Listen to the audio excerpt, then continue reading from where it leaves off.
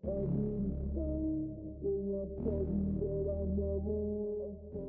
what's going on, guys? Welcome back. So in today's video, I'm going to be discussing the W166 center console assembly. I recently realized that for certain repairs, you're able to go and pretty much remove certain things without having to go and actually take the full center console assembly out of the vehicle, because I know that's a bit of a hassle to go and have to take all that kind of stuff out of the car. But like I said, I recently realized that there's certain things that you can do, and I'm gonna point it out to you guys. So in order to get the center compartment removed, you do not have to go and take out the full center console assembly from the vehicle. You would have the 4 Torx T20 screws that are in here, and there was these 2 right here. Those I thought were Torx T27s. Those are actually Torx T30s. And so, yeah, you would remove those. Then you have the little panel that would have been right there that holds pretty much this connector, and as well as the USB connector in place.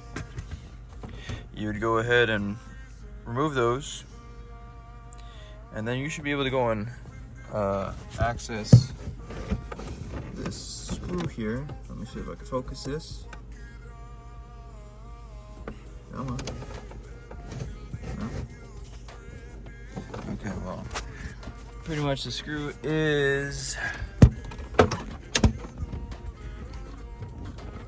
right there. So you would go and undo that screw that's in there. After you go and undo these 4 screws, take the little panel off right here with the 2 connectors that go on it. And then for the rear AC panel, now there are a total of like 4 Torx T20 screws that are back here. I want to go and undo the Torx T20 screws, and doing that will allow you to go and pry back on the top portion of the rear AC panel to then expose 2 other Torx T20 screws, as well as the blue lighting connector that goes inside the center compartment. You'll then be able to go and lift up on the center compartment, so it comes out with the armrest attached and all that kind of stuff. And if you are someone like one of the people that commented on my other video, they were wondering if they would be able to go ahead and say repair or replace their media selection tool. I believe that's what you call this. If they would be able to go and do that without removing the entire center console assembly from the vehicle. And so I recently figured out that I believe you can go and do this successfully. All that would have to go down is you just pry up on this, because all that's really holding this in is little clips, you know. But that's only after you go and remove the center compartment from the vehicle you're able to go and do this. And then you got to be mindful that there's a little connector that plugs into the bottom of the media selection tool. On the bottom of the panel, that is right up here in front of the center compartment, you have the bottom of the media selection tool. There's 4 Torx T20 screws that secure it to the bottom of that panel.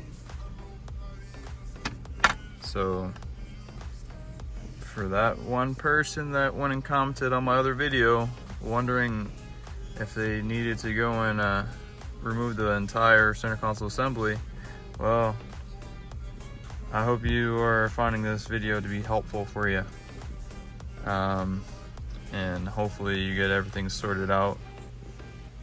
But yeah, that's how you do it.